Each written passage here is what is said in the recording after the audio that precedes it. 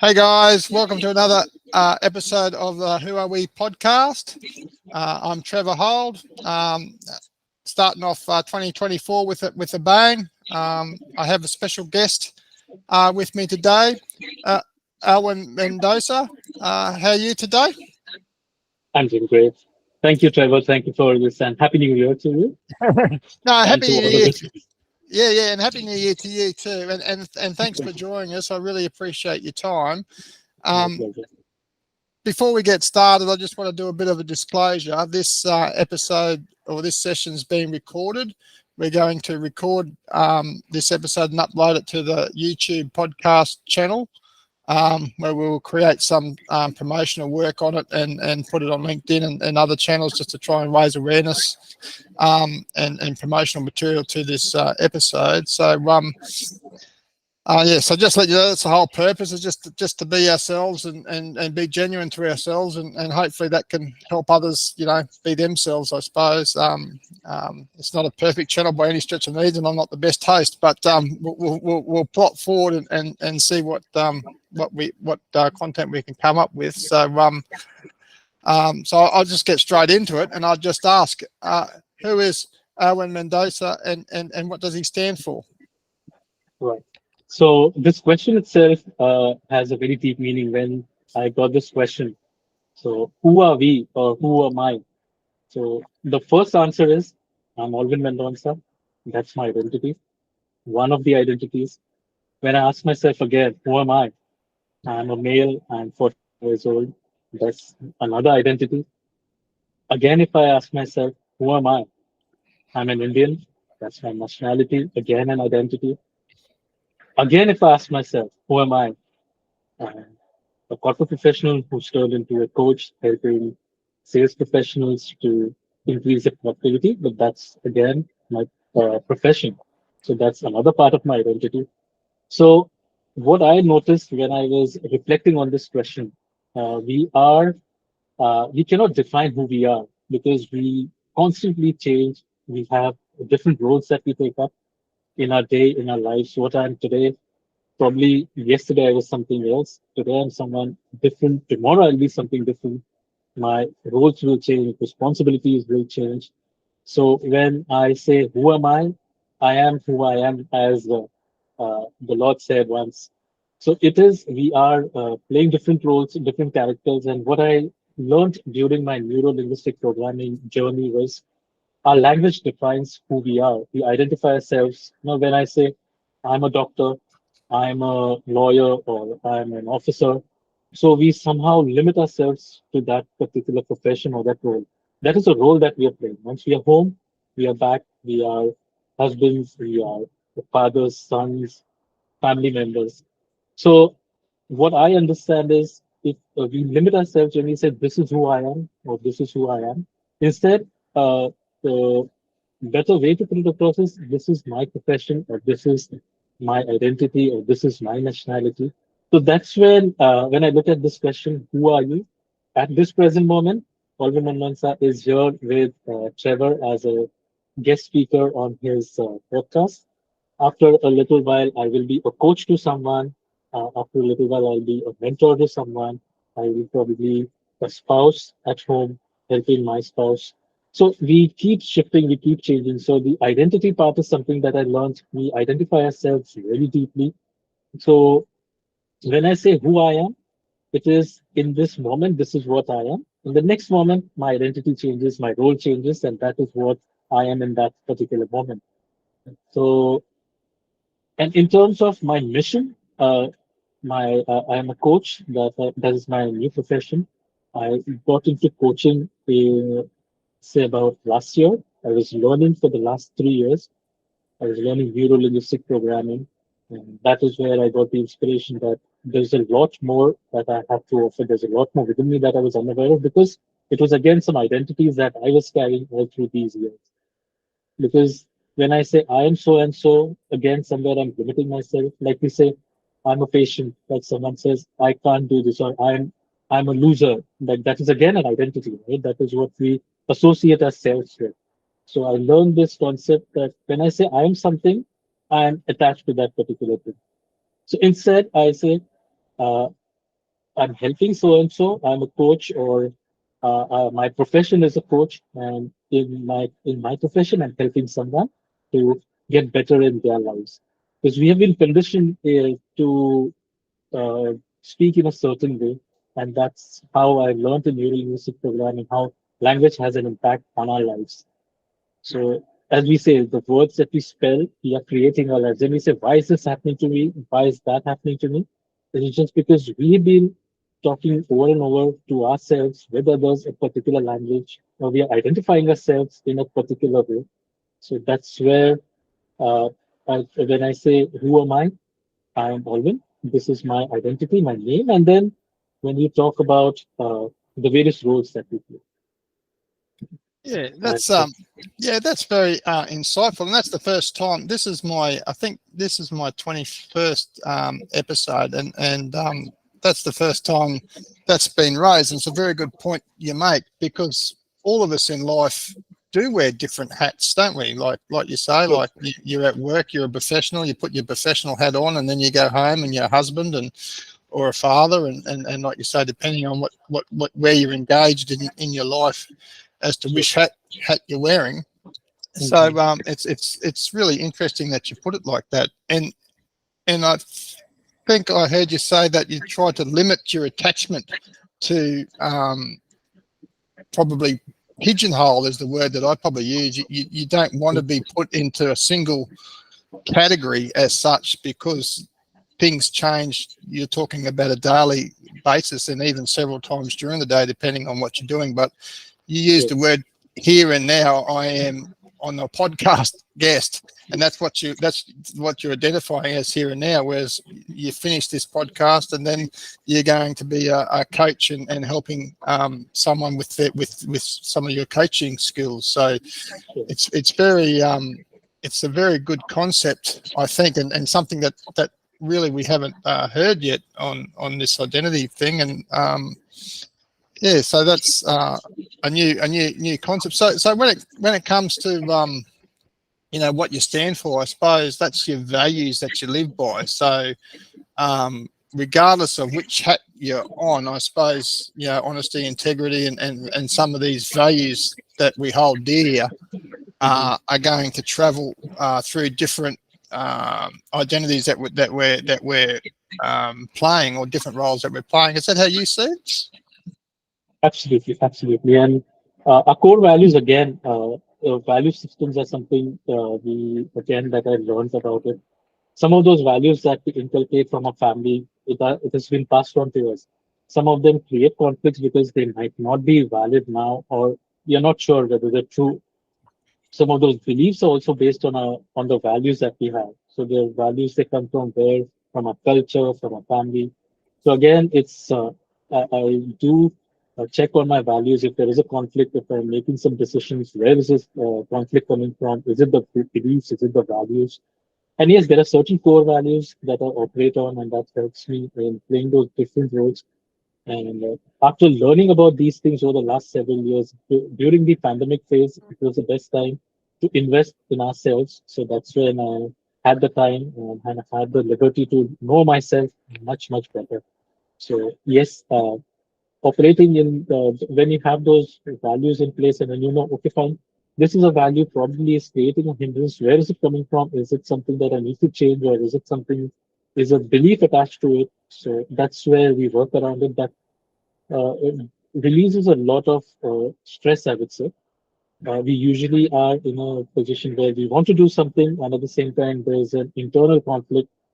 So instead of fighting it out, we have to address it, sit with ourselves. So I've learned that over the last 3 years during this phase where there was a lockdown, but that was the best time to go inwards and see what is it that needs to be fixed. And that's how, once I felt that now is the time to pass on the light, share the light with others.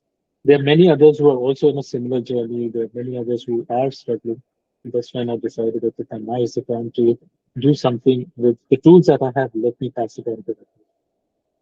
So yes, Yeah, yeah. And you're talking about reevaluating regularly your values, and whether they and you mentioned that some values that you might get passed down from your parents or from your community that you live in, and they mightn't be appropriate on a broader scale, or might be old-fashioned, or might be even biased or racist or sexist, or all these sort of things, and you have to look at all these values that you're living with, and evaluating them to see whether that's something that you want to continue working with, and there's some conflicts in your head about that. Is that what I heard?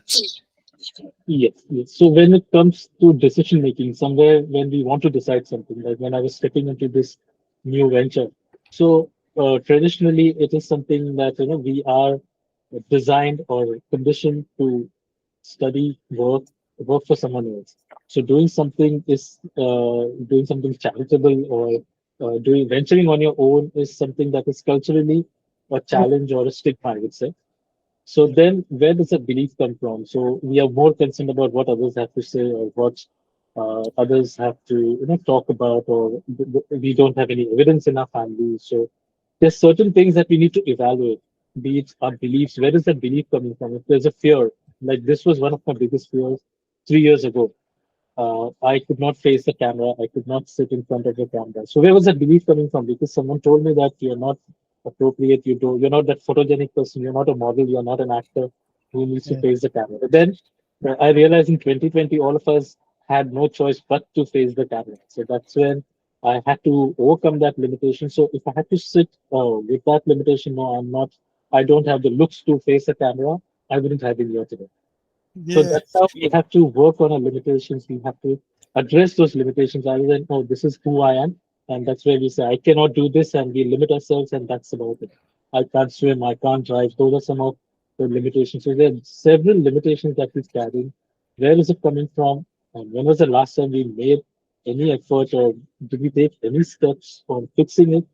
Yeah. Is there any possibility? Is there any help available? That's when I found this beautiful concept of coach. When I found a coach in 2017, when I was uncomfortable with what I was doing. I was doing well, I was earning well, but then there was something that was missing. So that's when I found a coach. I was seeking my purpose, I would say. That was the Yeah. word. I was not aware back then what was it. But then there was something missing, that missing puzzle, that missing piece in the puzzle is uh, what my coach helped me to find out. And that's when, again, it took me some time to take that opportunity, or to walk in that direction till COVID happened, until there was a lockdown and we were all locked in our homes. And that's when there were various other options that came across, and it allowed me to change. Yeah. So probably not possible before COVID. Yes. Yeah. So you're a big believer in, I suppose, being a coach yourself, and you're saying that there's a big turnaround in your life when you found a coach that helped you. Yes. And I guess having that person that believes in you and tells you you can do something, or to look at the reasons behind and try to evaluate or take away the barriers, or try to take away the stigma, or whatever's been holding you back. You think that has a lot of benefit in unlocking people's potential, potentially, is it? Absolutely, absolutely. If you see, we ourselves, even now, I would say there are certain limitations that I do have. And I still need someone to help me. I still need a mentor or a coach. Even though I've been doing these things, I still need someone to look up to. Sometimes I feel stuck. Okay, rather than getting stuck, I need to move around. That's when I approach my coach, because then we are stuck to the problem. So we are unable to find a solution. So a person from outside, a coach, is able to explore the other possibilities that we are overlooking because we are so stuck with the problem. So that is where I noticed that having a coach helps a lot. If we see, even in businesses, in sports, in any profession, they have those coaches, and that's where the success comes from. As an individual, yes, we can, but then there are certain limitations. If I say I will just learn something online, there are courses available online. But then having someone to guide me in that direction, that was really helpful, and that's what I'm trying to pass along. So this is what my journey has been. So that's Yes. where. So you had such success and such belief in the fact that your coach helped you so much that it inspired you to do similar things and Mhm. help unlock other people. Because like you said, like sometimes you can get stuck in your own world or in your own perspectives, and you can't see the forest through the trees. I think the saying here is, I don't know if there's a similar saying in India, but there's Mhm. something along them lines here in Australia. You know, can't see the forest through the trees. But with that new perspective or that outside vision of someone looking from the outside in, Mhm. can add some value by perhaps presenting different perspectives or different scenarios or different way of thinking or different way of acting or different way of processing some information which could help move forward. That's true. That's true. Yes. And, Yeah, and we and are very resistant about changing also. I mean, we are how we are designed is our unconscious mind. Again, it's a very deep topic that I yeah, have learned. So, the unconscious mind wants everything easy. So, yeah, it's as simple as when we are wanting to change a habit, like most people on the 1st of January decide, let me hit the gym, let me hit that path, and let me go running, and I need fitness is my goal. But yeah, in the first few days, the motivation is lost because the unconscious mind wants everything to be easier. It does not. It has that resistance. Because its core purpose is to save our body, to save yeah, energy. So as we say, when we wake up in the morning, the first thing is that we want to snooze our alarm. Right? yeah, That's the first thought. So we have to fight that out. So that's where the resistance is from within. So even if we know there's a solution, our mind is resisting us. No, no, you can't do that. So that's when we need that push. And that push, we cannot push ourselves. So that's why we yeah. need someone else to push us. So Yeah, yeah, yeah, that's yeah, what. and that's interesting. So do you take clients on LinkedIn, or how do you go about getting it? Can anyone reach out to you and get some help or some coaching, or how does it work? Can you explain a bit how that works? Yes. So in terms of my coaching, currently I'm helping sales professionals to increase their productivity so that they can get more sales. So yes, I'm available on LinkedIn, available on Facebook, Instagram. So Yeah, I have a link where they can book a call where I first get on a discovery call with them where we understand what are the challenges, where they want to be, and what are the gaps. So we fill in those gaps and then design a coaching program for them based on their needs and what is it that they want, and then walk along with them in that journey. Because then they need that accountability, something that is very important. Because one session might motivate someone, they might feel energized. The next day, again, when something hits, and they're back. So that's where the journey, it is a transformational journey which takes time and there needs to be some accountability. That's what, as a coach, as a mentor, I walk along with them, and they're the ones who are working. So it's yeah, just that we are pointing them in the direction. This is what you have, and all the resources are within us, as we say. yeah, It's just that we don't tap into them. We being conditioned to work in a certain way. Okay, get up in the morning, go to work, do your 9 hours, come back, go do whatever. Probably some people go to a bar or some people go to a club. Or, we have all our ways, and the weekends are meant for partying, and that's how we've been conditioned in a certain way. So again, there are certain things that we want to do, but then we also don't want to miss out on those things. So, like we say, fear of missing out. So now I've heard another term that is called joy of missing out. And you don't have to be everywhere all the time. There are certain things that it's okay to miss out on certain things. It's okay not to do certain things and give your body that rest and yeah, give yourself that time instead of being an outgoing person. It is better to be inwards and spend some time with yourself and see where you are, where you want to be, rather than reaching a point in your life when you say, "Oh, I wish I would have done this," or "Oh, I wish I would have done that." When there is enough time, why not live in the now? That is what I believe. It's like the present moment. This is where we are. We have recently come across. I mean, the pandemic, whatever was happening in the world, it was beyond our control. We have survived that. We have made it this far, so we have a purpose. So we have better things to do than what we did only before the COVID, the pandemic situation hit us. So that's where I saw, okay, fine, now is the time to do something. This is an opportunity rather than just living the same life that we did, complaining, grumbling, and doing nothing about it, and not finding a ought to go. So leave a mark, leave a legacy that helps them. So that's my aim from the last 3 years. So keeping my social media profiles more with content that will help someone, even if I'm not around. There is that content will be there after me. Yeah, that's amazing, and that's quite inspirational because it takes, like you say, like we are creatures of habit and conditioned to be lazy, I suppose. Like you said, that's what our body wants us to be, and to make change, and especially in the coaching world where you're putting yourself on the line and putting yourself out there to help other people. It's not easy, and I'd like to really congratulate you on doing what you do. I know it can get quite challenging, and it's good to hear that you're staying in contact with your coach and reaching out and self care and all that sort of stuff on yourself as well as you go. So I was just wondering, have you got any final words of wisdom or final bits of information that you might be able to put on to people? So mainly sales you're helping people with, coaching people with in the business scenario. But it sounds like you're still working with their emotions and their outlook and with their personal sort of perspectives as well, while you're helping that sales, is it? Yes. Because what happens is, sales is a profession. It has a lot of pressures. It has the mindset is very crucial. So, what is it that they are going through? What is it that they have been through?